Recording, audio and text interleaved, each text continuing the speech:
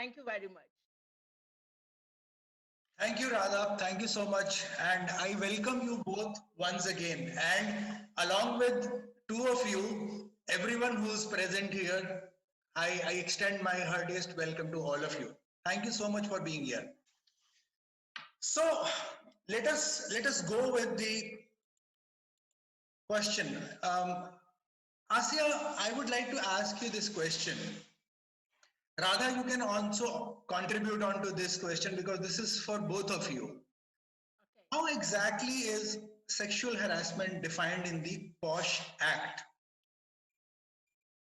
Yeah, so sexual harassment is unwanted conduct of a sexual nature which has either the purpose or the effect of violating somebody's dignity or creating an intimidating, hostile, humiliating, or offensive environment for them, right? And the law also very beautifully defines it, categorizes it, so that the specificity of the harassment that women face is captured. So it defines it as it could be physical, where there is, inappropriate touching, groping, standing too close to a person. It could be verbal in the form of demands or requests for sexual favors, constantly asking people to go out with you, meet you outside of office, sending those persistent WhatsApp messages. It could be visual about showing pornography, texting, or disseminating pornography. Not only pornography, but any inappropriate images, cartoons, any non consensual image sharing. It could be an image of somebody's body part as well. It includes sexually colored remarks, all those inappropriate double meaning talk, kind of jokes which are double meaning, which have those innuendos. Not only that, also jokes and humor which objectifies women, which stereotypes women, which expects women to be more pliant, right? That, oh, you should be able to take a joke like that. This is just banter. This is so funny. Right? So, all those unsolicited, unwanted things. It includes even non-verbal things. A lot of us don't associate sexual harassment with non-verbal actions, with, making sounds, those suggestive looks, whistling at someone, making those obscene, vulgar gestures, right? So all these things have been defined very, very clearly in the 2013 Act and in also the Indian Penal Code. That's interesting. I mean, Asya, because there are so many things that when you talk about just sexual harassment, sometimes it just implies about the sexual harassment only. The harassment which is sexual in nature.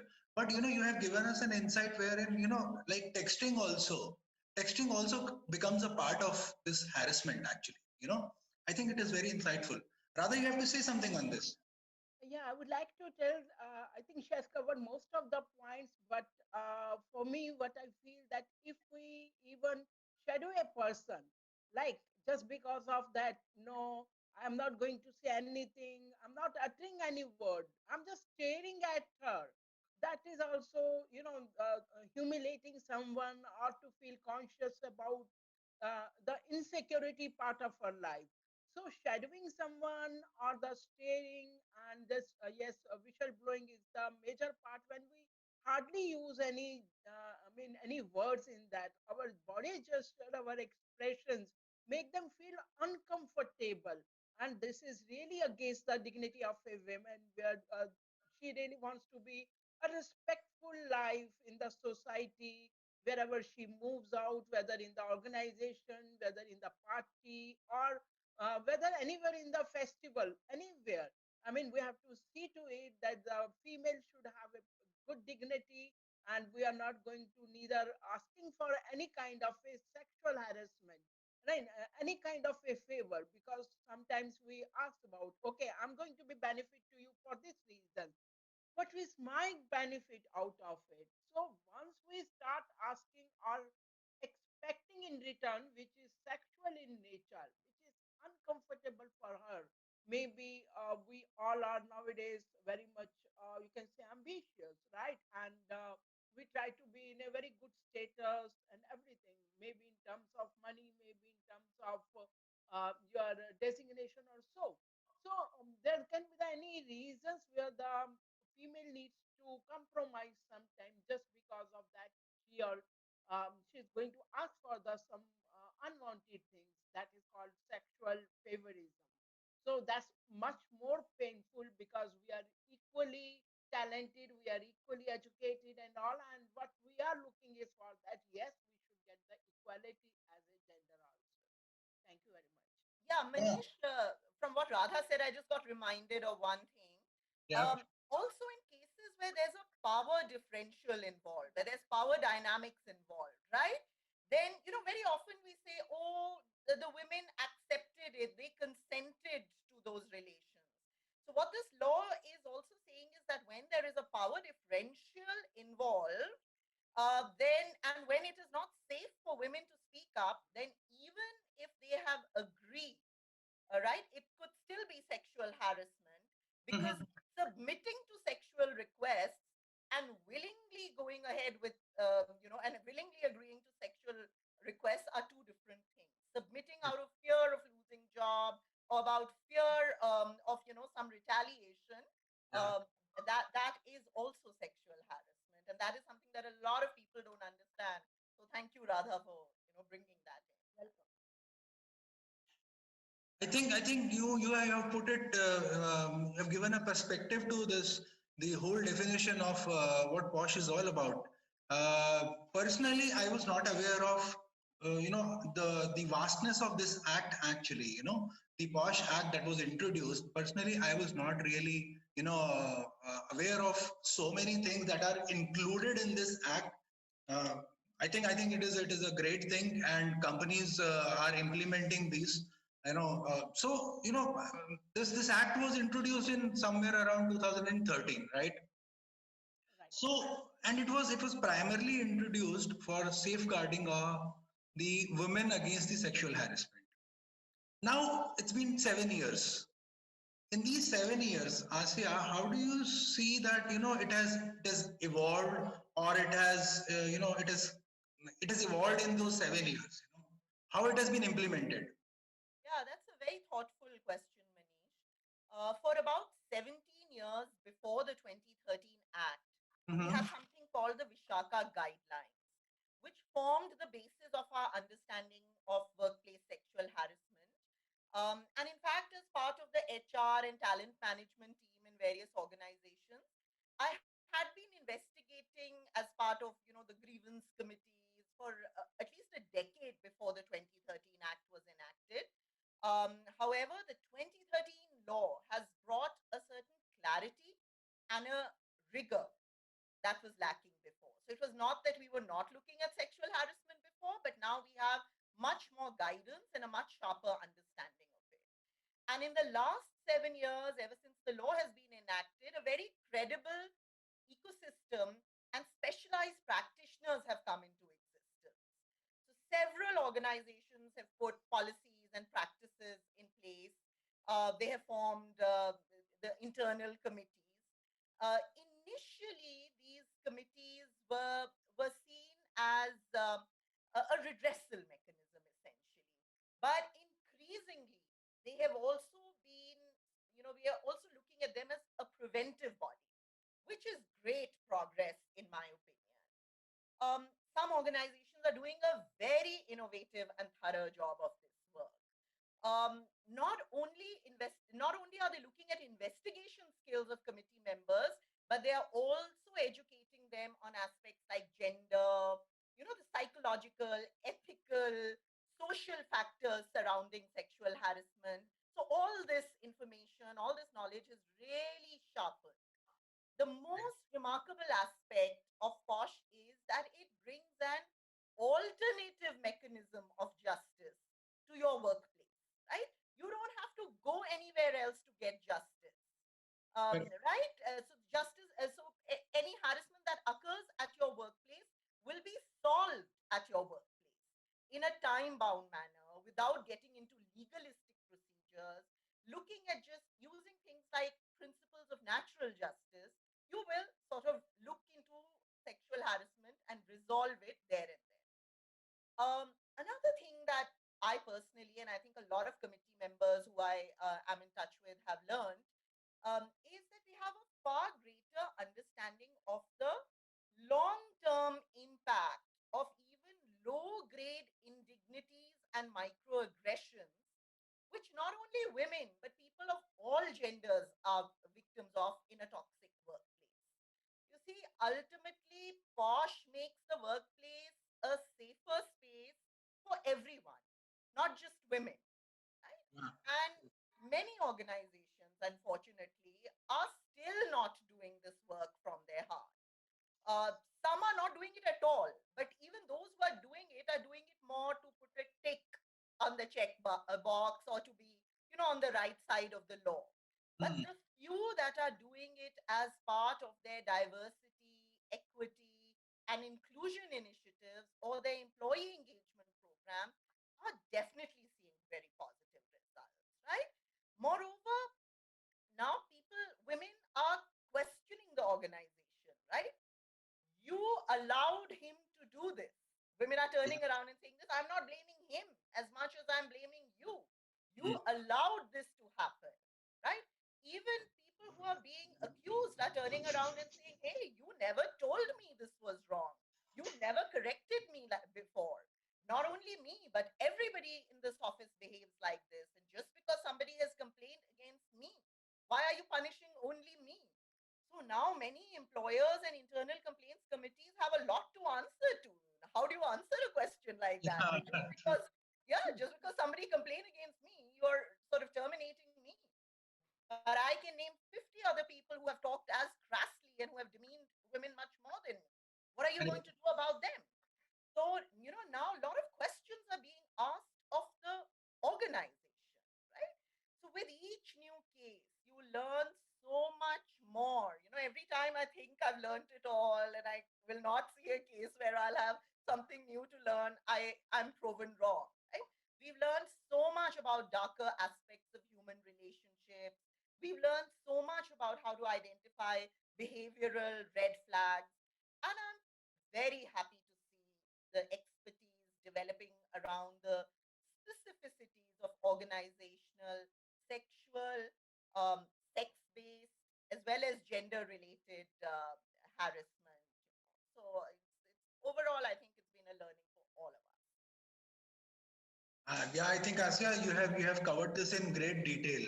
But I will, with your points in mind and what you have just said about this, the involvement of the act, I'll turn to Radha now.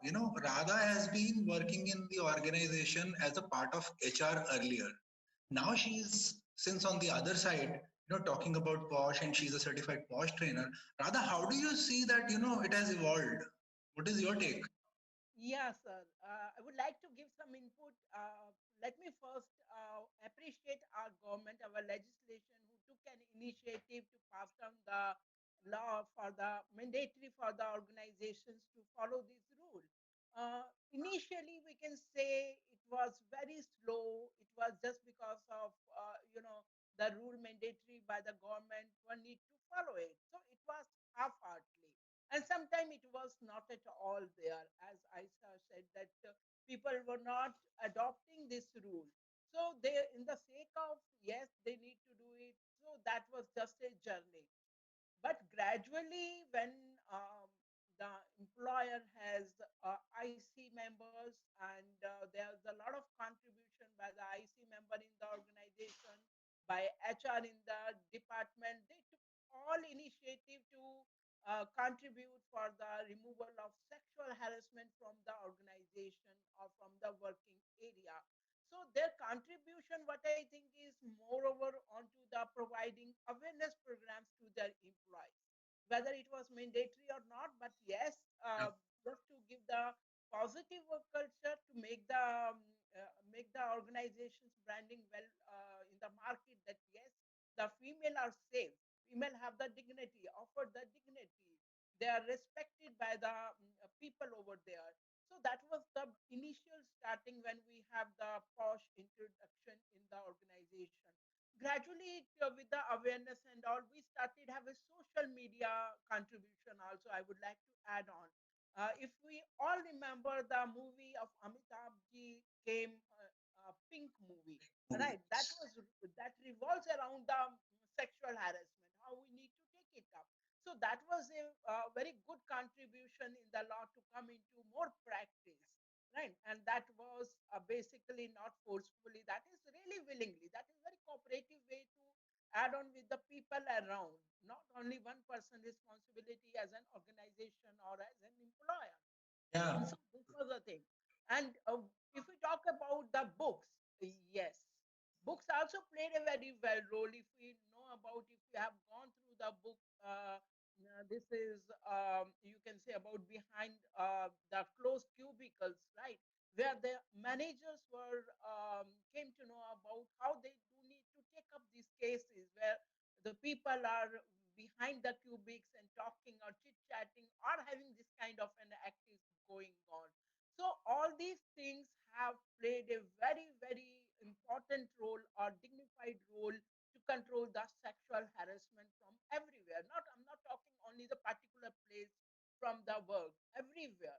So they do need to educate the IC member also. The IC member were more trained into the not only the part of law, into the behavioral activities also where they do can have a lot of behavior pattern of the employees who are working over there. Then they can talk, they can give the good part of the counseling also, because the counseling in that really plays a vital role to control it. So gradually, as I said, yes, from the beginning, from the initial stage, it was very slow process, but due to the efforts of everyone as a whole, as a team, whether we talk about employer, whether we talk about managers, whether we talk about social media, everyone has played a very good role out of it. Thank you very Yeah, much. great. Thank you, Radha. I think this is very very insightful also from your side, that organizations are working towards doing all this, and uh, putting in practices, putting in the measures in practice to control and manage the sexual harassment at workplace. But with your points, actually you have answered what I was going to ask you next. My next question was to what do you see the role of the or responsibilities of employers and senior management with regards to prevention of sexual harassment. Asia, you would like to throw some light on this? Absolutely. And I think somebody in the audience has also asked specifically Yes. about prevention, redressal, and yeah, so there is a long list of responsibilities that the 2013 Act actually lists out. So Mm. forming a trustworthy, well-trained, efficient, ethical committee, the role of which is not just redressal. Their role doesn't kick in only when a complaint comes in, but also prevention, which means even if there is no sexual harassment complaint, even if there is no indication of sexual harassment, interactive workshops for employees, staff, vendors, consultants, interns, temporary staff, outsourced staff, organizations are even doing a half an hour briefing for interview candidates, that while you are in our office premises and you're going to go through 2 or 3 rounds of interviews, even during interviews, if you feel that anything untoward has happened, these are the details of our internal complaints committee. Even as an interview candidate, or as somebody who's auditioning for a particular role, you have the right to come to us in case you want to reach out to us for anything, even if it's not a complaint, even if it's feedback. So many organizations are actually going over and above, but let's go back to what the law says. The law specifically talks about awareness posters and notices all over the office building, right? Sensitization campaigns and regular engagement and communication on this topic, right? So this is what the law clearly spells out in letter. But what is the spirit behind it? The spirit behind it is that senior management should ensure that they are doing everything in their power prevent sexual harassment from happening. They have Correct. to ensure that the committee conducts its investigation in a fair manner. They should not be interfering or trying to control the outcome of the committee. They Hmm. need to trust their committee.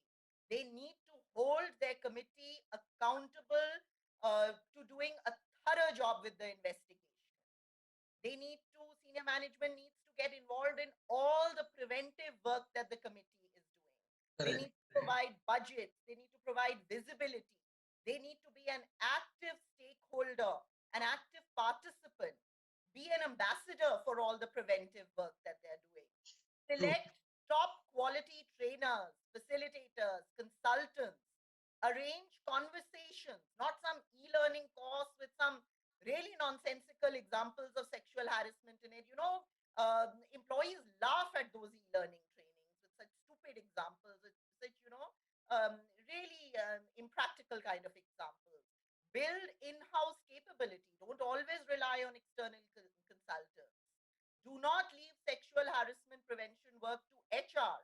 Involve senior leaders, managers, departmental heads in this work. They should be the face of these programs. They should be conducting the briefing sessions, right? Employers are liable to take immediate and appropriate action if an allegation of sexual harassment is brought to their notice. Not delay, deny, avoid. Oh, she's not given a written complaint, so let's wait till she gives a written complaint. Oh, she's only written half a para. She should write a 40-page complaint. Then we will take action on it. Oh, she complained. Now she's withdrawn. So thank God she's withdrawn. Now we don't have to do anything. Even if she's withdrawn, investigate the reasons. Why has she withdrawn? Somebody complaining and withdrawing again and again, that itself should be a red flag. That have I created a safe environment for somebody to speak up? Or is there fear in the environment? Prevention work is extremely important. It is the duty of employers and senior management to take all possible reasonable steps. It is their duty to remove conditions which make sexual harassment more likely, which means even if there is no sexual harassment that can be seen, remove conditions which might one day lead to sexual harassment, which would essentially mean eradicate mindsets, attitudes, and behaviors which are damaging and which are regressive. Yeah, To it's being stop proactive, and you have to be really proactive into this, right? Absolutely. And don't only focus on legal liability. Legally, how can we cover up? I don't Mhm. know how to use the word, but it's not about just protecting yourself from legal liability. It's about Correct. creating a culture of respect, which starts from the top. Accountability must be owned at the highest level. Sexual harassment is a curse, very damaging. Psychological symptoms of even low grade sexual harassment can lead to PTSD, can lead to depression, stress, anxiety. It can lead to physical problems, people getting palpitations, headaches, panic attack, you Yeah. know, weight loss, weight gain. Forget Yes. forget who's being harassed, even witnesses, even those who are witnessing sexual harassment on somebody else, even they get hugely impacted, and it has a damaging impact on even those who are observing. So it causes a lot of mental and physical harm, and it really lowers down employee morale. It causes a lot of stress, and it is also extremely bad for business. It decreases employee productivity. It increases turnover. So it is overall very, very damaging and causes a lot of reputational damage to the organization as well. Yeah, I think Asya, yeah, this is covered so beautifully here, and I would like to stress upon the point which you just mentioned, that it is not only the duty of HR alone. HR, generally in the organization, whenever something like this or any other problem happens, people just turn towards the HR to handle it and take a redressal kind of a thing. But yes, you are right. It is the duty of each individual, and yes, people sitting on the top are more responsible, should be more responsible than the other ones. They can actually stop this. being in the leadership position not only means finishing your targets and getting your numbers done and all that. It is about managing the team, managing the organization, because yes, you rightly said they are the face of the organization. Yeah. They And have those who are not doing this, Manish, I would suspect them that perhaps they don't want to, absolutely. My, want, yeah, sure. want to let it flourish, right? Because Yeah, if you wouldn't want to let it flourish, you would intervene, you would do something, you would take preventive steps. correct. And prevention is always better than cure. Yeah, I mean, I absolutely. agree with Absolutely. ma'am that yeah, we should. Why should we wait for the complaint to come and then to resolve it? Why don't we make the conditions like that? There should not be any complaint itself. So that is much more important.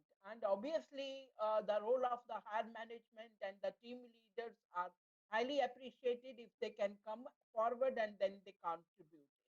Correct. So, thank you so much for all these beautiful answers and explanations, Radha and Asya. Allow me to, ask one of the users here, Shashikant. Can you please unmute yourself? Shashi, are you there? Yes, yes, please. Okay. Uh, you have put this question. Please put some light on three aspects of act prevention, prohibition, and redressal. With these answers, Radha and Asya, they have given the answers. Has it covered your question correctly? Yeah, so most of the aspects I think have been beautifully covered by ASEAN Radha ma'am, right? Yeah. So redressal mechanism also they discuss a lot about that and prevention. Yeah, we are already doing the discussion. So I think my question is done now. Thank you so much, Shashi. Thank you. Thank you. Yeah, yeah. Asya, I would also like to take one more question from Reena Srinivas. Reena, can you please unmute yourself? Yes. Hi, Asya. Hi. Uh, hi. Hi, Asya, Radha, Manish. Thank you. Yes. Wonderful. It's really wonderful being with all of you. I would also take body shaming and making fun of, people who are overweight, which I am, and I've gotten to situations like this. In front of all these guys sit together and they, um, body shame you and especially talk about certain parts and they make a big scene and they laugh at you and they kind of ridicule you and it is a regular thing that happens in most places. Another thing I wanted to ask about is, okay, posh is about women getting sexual harassment at the workplace. Okay, now we're talking about corporate. What happens to maids, housemaids who go to work at houses, and these things regularly happen at places where the male in the house kind of sexually harass the woman. I mean, the maid who comes there. This is also a thing that happens very regularly, and I hope something is being done about that also, Yeah. because I really don't know what can be done about that. Can I These were respond my to that? questions. Yeah, yeah. Sure, sure, sure. Yeah, so Reena, thank you for being so sensitive and thinking about house help. Yes, this law covers all kinds of organizations, even the unstructured organizations in workplaces. So actually our household help is covered under this law. Their workplace are our homes, the homes that they come to. And obviously, there won't be an internal complaints committee in homes, but there is another body that the government is supposed to create, and the government has created, the state creates it at the district level, and that is called the local complaints committee, which is a place where people who do not belong to structured organizations, that is where they can go for redressals.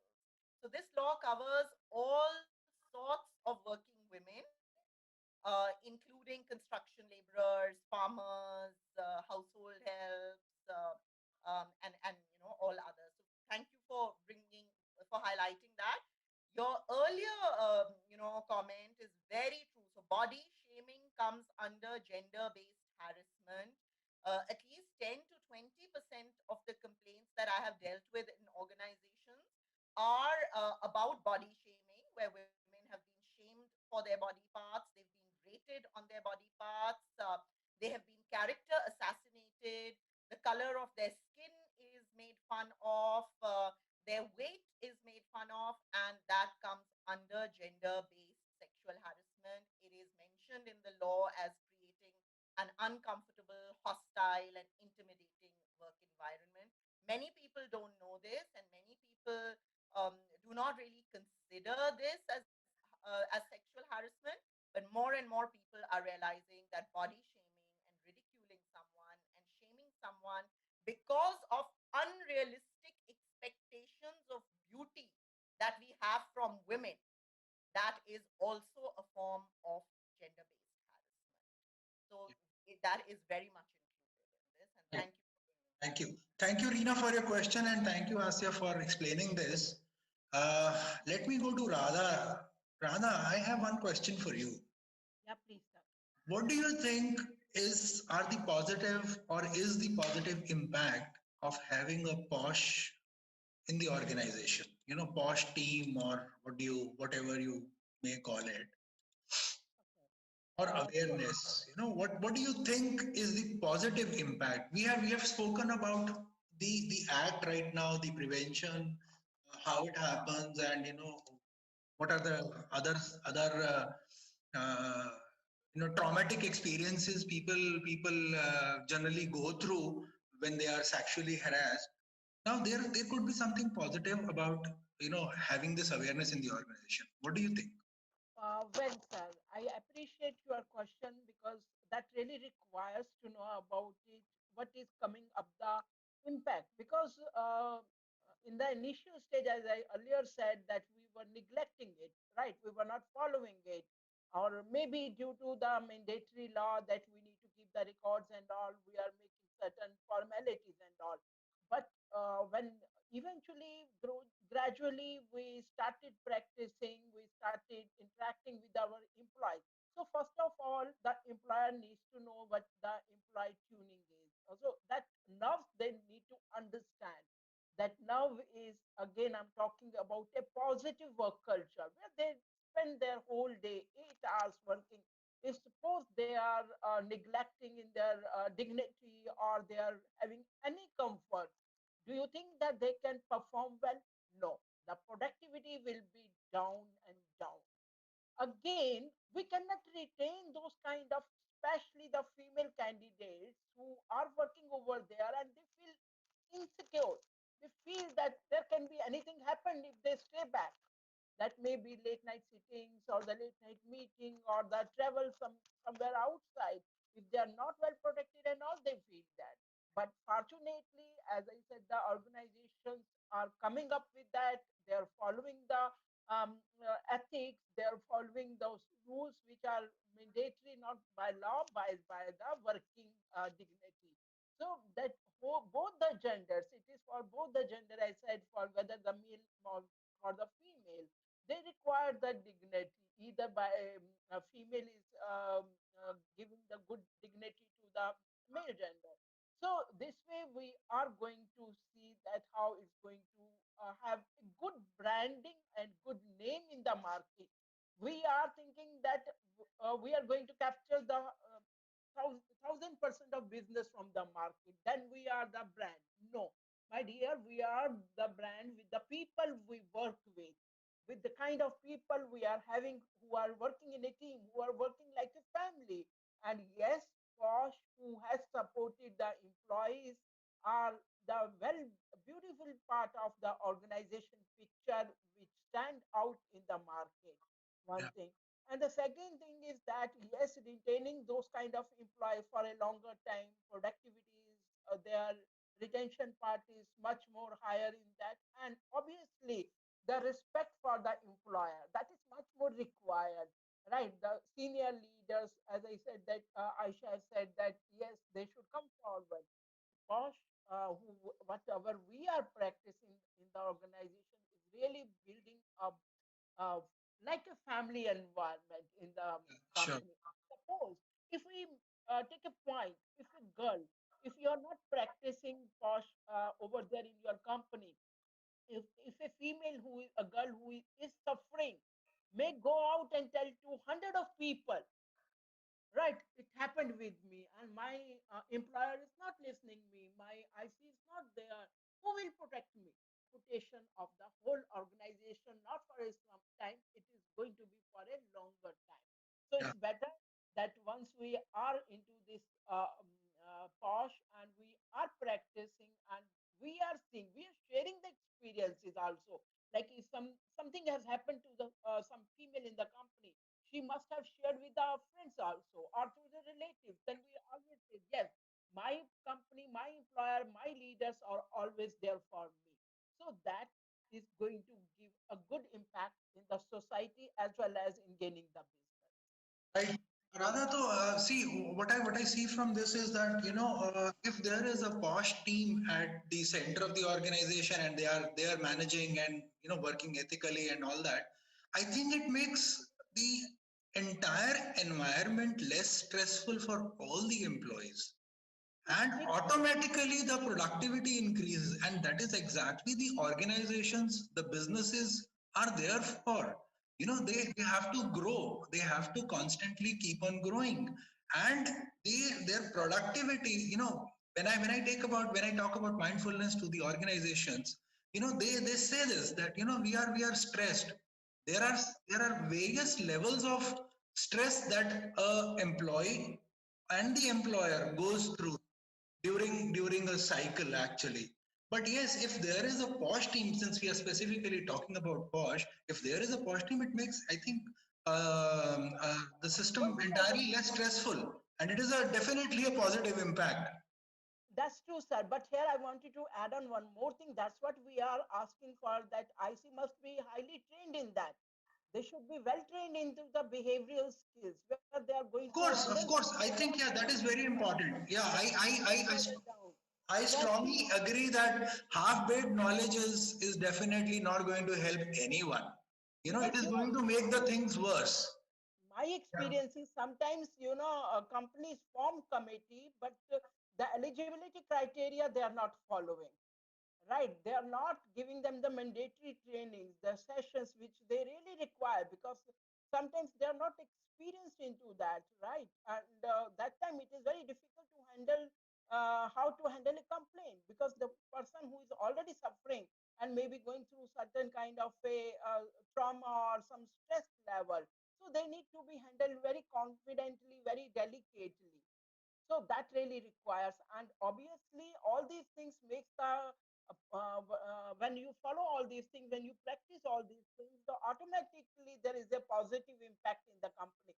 The employees will definitely trust your IC members. They won't go outside, they won't go anything for the, I mean, they won't ask anyone else for the help instead of Right. IC. So Yeah. that is much more required, and that's the Right. best thing in the law, that we trust our IC and we really follow their, like whatever they're asking, and we open up to them, we rely on them, and definitely, as Isa said, that that has to be well in time, so that increases the Yeah. that Thank you. increases the Thank you, trust. Radha. Thank you. Thank you so much. Before we go ahead on this, we have a few minutes left. I think about 10 minutes left. But if this is a little bit extended for about 5 minutes also, would that be okay with all of you, I guess? So let us continue with this section. This is going in a very good flow right now. But before that, also, before I ask my next question, thank you, Aparajita. Before I ask my next question, there are. I want to tell the all the audience here, the questions that you are asking. There are, you have molded a question in a way where probably you will get the answers what Asya and Radha are telling you. But if there is something that is being left out, we assure you that you will get all the answers through email by both of them. So rest assured, no question will go unanswered. So, Asya, let me ask you something now. You know, what are some other forms of harassment, which may not be sexual in nature? I mean, since you are a, organizational effectiveness, diversity and inclusion practitioner, you work on more than just posh. So, what are the other aspects of organizational culture which employers should be thinking about fixing? Yeah, so you're very right. All harassment is not sexual in nature. Correct. right? Harassment could be based on other dimensions like caste, religion, age, Yeah. uh, first language, region. People of certain regions are made more fun of, humiliated, right? So employers should actually be thinking about recruiting diverse talent, right? Your organization should reflect the diversity that exists in the world outside in terms of gender, caste, religion, socioeconomic backgrounds, age, phase of life, region, mental health, right? We have to learn how to include people who have anxiety and mental health issues or mobility or disability issues, right? An organization which lacks diversity or let's say which are male dominated are more likely to be toxic. Yeah, and this could be true for organizations which are female dominated too. So I consult with a school where the school director has been having discussions with me on how to increase the number of male teachers in primary schools, because in the primary school section there are no male teachers, there are only women except for one PE teacher, I think. So Yeah. there we are talking about, how children should be seeing people of all genders, right? So it's not, never should there be a domination of one kind or one, category of people. The more progressive organizations don't just think of posh, but they think of the entire range of DNI, diversity and inclusion dimensions, right? They would say things like, we are committed to diversity and inclusion. We won't treat any candidate differently. Yeah. American companies would say we will not treat people differently based on what they call protected categories, right? So protected categories would be things like race, religion, ancestry, national origin. So I mean, in other countries, non-US countries where you have these US or headquartered organizations, we have to actually work on what protected categories look like in India. They may be a little bit different. So that work hasn't been done for the last whatever 40, 50 years, and luckily that work is sort of has started now in the very, very recent past. I mean, things like medical conditions, pregnancy, childbirth, marital status, one should be having a diversity on all these accounts. Another thing which I think organizations need to stop doing is they need to stop romanticizing burnout and this Absolutely. cutthroat competition. I don't sleep for more than 3 hours a night. I'm available 24 by 7. I mean, these are not things to feel very proud of. Organizations which have created this trust deficit, hero worshipping culture, where there is this herd mentality, where blind obedience is expected, where there is this followership kind of mindset, right? So these are likely to be breeding grounds for not only sexual harassment, but several other forms of ethical, moral, I mean, even financial corruption, right? So this, That's right. this is another thing that needs to be fixed. One more thing that is not sexual harassment and needs to be fixed is bullying. So bullying is another form of mistreatment which is not illegal, and that's why it's easy to ignore it.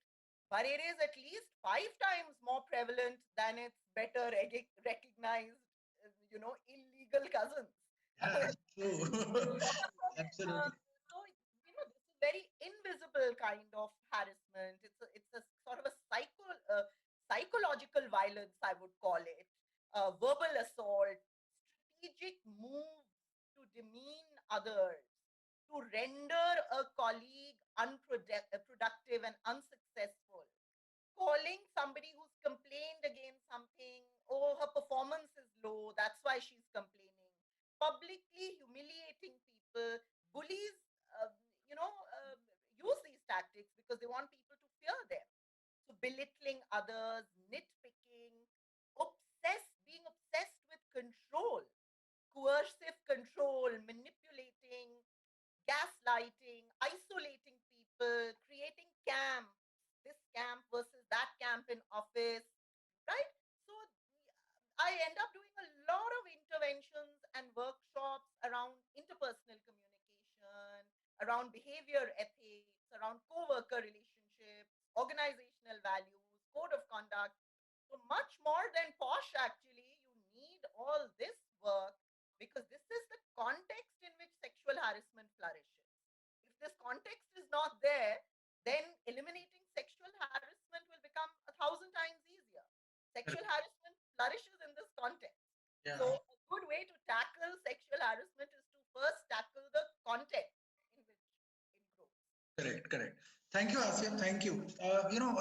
You have spoken about diversity. You said that you spoke about kids that they should be exposed to the other genders other than females. Also, we have been talking about this POSH Act as set up for women, safeguarding women against sexual harassment. Rather, let me ask you. I mean, during your tenure as a POSH enabler, has it ever happened that a man has approached you or the organization against harassment? Yes, I have an experience. Okay, I'm not okay. going to, I mean, this is a very Yeah, of course. confidential name of the Yeah, organization and the person name. sure. It happens with me at least 3 to 4 times, not Okay, only once. okay. That the person has just called me up and asked me what should I do now, Radha ma'am. That some lady is asking me in my company itself. Yeah, sure. So That I was can, yeah. again sexual favor she was asking for, and Hmm. there was a again that was kind of a threatening one thing that both the status were very different. A girl was from a lower middle management, and the boy was from a at least middle management, Hmm. senior grade. Okay. Right. So I just said him, okay, fine. IC is there, and talk to them openly and tell each and every incident when you started facing this problem, how it started, texting the message, and he was getting the messages and MMS, I mean the photo messages he was getting from the female, and the offer to out for a date also. Yeah, yeah, That sure. was the one case. And the second case was the girl said that I'm in love with you and I wanted to marry with you, and provoked that guy to elope with her. Hmm. That was the major incident in my lifetime. I mean, when I handled these posh queries and all cases, that was a big complicated case where, I mean, after a lot of hammering that I'm in love with you and all these things, they eloped from the company and they turned back after 10, 15 days. And the girl said that the guy had made me kidnapped and raped me. Radha, the second thing that comes to my mind is that now with your explanation, is it safe to say that this POSH Act safeguard men also against the harassment? I mean, is it there? Asya, what do you say? Sir, let me complete my Yeah, yeah, answer. yeah, yeah, And sure. see, as law says that when it came into formation, it is only for women and it is Correct, only for correct. women. But thank God to our employers, our work practices, and all that when we talk about gender equality, then we give the weightage to the men equally. Hmm. If they face any kind of a problem related to gender or related to sexual offers or related to anything, this kind of a humiliating behavior from a female gender, they are equally treated, their complaints are listened, and are um, they are really looking for the justice from the IC, and they are getting. This is all about what we practice as a family in the organization. So thank God to our employers who are taking care of equality, gender equality, and the dignity of men as well. Right, right. This is the Thank you so much, organization. Radha. Thank you. Thank you. That brings me to another question, an interesting question in my opinion, which I would like to ask Asya. Asya, who are these people who sexually harass? How have they been getting away for so long? when we did not have these laws in place, you know. So who are these people? People, yeah. Well, basically, they could be very nice people, very charismatic people, efficient, hardworking, very likable people, right? They could be top doctors, movie directors, professors, actors, managers, singers, dancers, fitness or yoga instructors, spiritual gurus, teachers, bankers, right? So they could be anyone. They are us and we are them. It's, that kind of a situation. In the cases that I see, if I try to dissect them and try to understand them, there is one category of complaints which are simpler to resolve. They are things like one person persistently requesting for sexual favors, flirting, trying to get close to another person, and the other person not reciprocating, and then the person who's not reciprocating comes in and makes a complaint.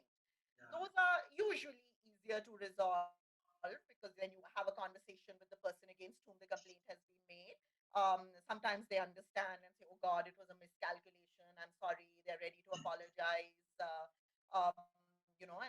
And sometimes they're not so ready to apologize, but we get around to getting them to agree that from now on you need to sort of leave her alone, and we sort of counsel both, help both, and help both to come back to work.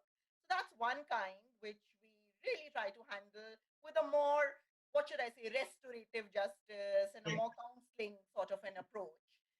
But then there's another kind which is about predatory behavior. It is about very planned, systematic to um, attempts which are made to corner a woman. It's literally like a hunting expedition, if I may describe it in a prehistoric or archaeological language, right? That's what I'm educated in primarily, right? So it's like a hunting expedition, and then if the other person refuses to submit or refuses to what we call cooperate, then there is a whole lot of retaliatory action that is taken. They are bullied, they are isolated, they are manipulated, they are literally hunted out of the organization there, Yeah. right?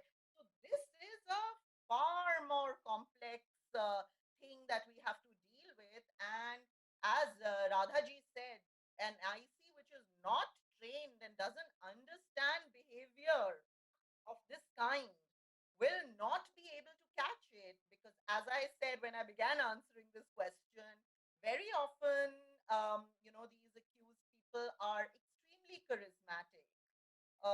Even the IC will become so fond of them because they have a certain charm which is quite difficult to resist, and therefore they have been successful at behavior like this for so long because they are so incredibly charming, right? So that's another thing that we need to be on the lookout for. How have they been getting away for so long? That was the second part of your question. Well, very interesting question. They've been getting away for so long because people like you and me and all of us are silent.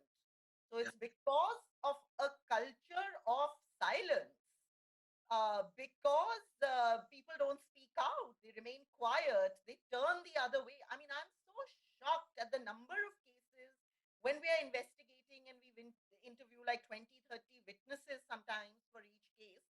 We find out that all these witnesses knew all along that this was happening, Correct. but Correct. they chose to stop responding to the pleas and the messages made by the person who was the recipient of this harassment. Correct. They refused, they just isolated themselves from her as though she, or in some cases, he is the perpetrator. And you start questioning the victim as though the victim is the one who's doing all these, Correct. horrible things. Yeah. So we allow perpetrators to bloom, to grow. Perpetrators know that there is no consequences of their, bad actions, of their misdeeds, and therefore they continue, right? So organizations don't put in proper mechanisms in place. They make the complaint process so bureaucratic, so complicated that Correct. no person in their sane mind is going to want to make a complaint. Yeah.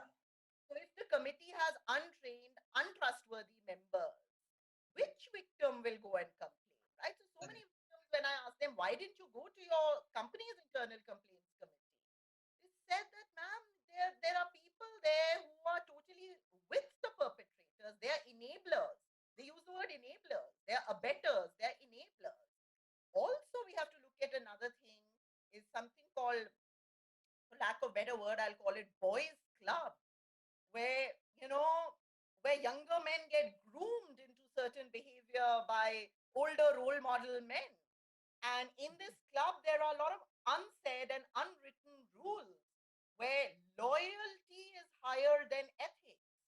Hmm. This kind of loyalty comes a secrecy, comes a not holding each other accountable for their misbehavior and their misdeeds. So even good men who would never misbehave with other women, who are part of this boys club, when they come to learn about misdeeds of other men who are part of this club, they will choose to be loyal to them rather than speak out, because there's this bro code which Correct. cannot be Yeah. broken. Right? True. मेरे बचपन का दोस्त है. I have been with him for the last 25 years. We play golf together. We live in the same neighborhood, or whatever, whatever.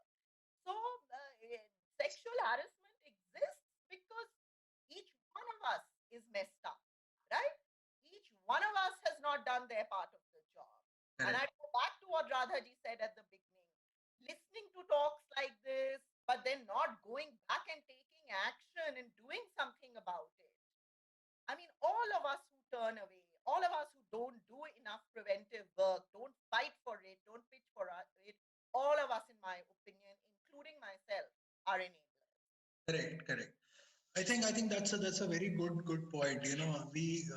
We always talk about this. That people are not complaining. They sometimes uh, not complain. Most of the times, rather, they don't complain because they feel that everybody is hand in glove, probably. And these are the enablers, as you rightly said, that these are the enablers who are there with the person. So there, it makes no sense for the victim actually to go and complain and get into more trouble than she or he is already in. Okay. So thank you, Asya. Thank you, Radha. I think we are running out of time, and this discussion has been really, really, really good. At least I myself have learned so much, and I'm sure the participants, the audience has also got some bit of awareness, because it was only an informative session that we wanted to conduct and talk about this. But yes, since it is a very vast subject, I think it requires a lot of sessions to understand this completely and then do it. There is one more question which I wanted to ask was, but I don't know how much time. Radha, can you quickly, I mean, Yeah, just in a minute, less than a minute actually, sure, sure, what sure. is conciliation all about? Sir, conciliation is a process when a complainant come with a complaint, but she requests that she don't want to go for a formal inquiry to lessen the stress level and the time. And then she wants that, okay, let me mutually talk with the person, I mean the respondent. And yes, IC member, they initiate mutually discussion between the women and with the respondent True. without any formal inquiry.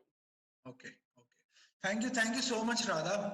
I think it is time now that we should close this discussion. But yes, there are certain questions which are probably left unanswered also. One of them is that for the last 8 months that we have been homebound or home stuck, as we call it, because of the pandemic.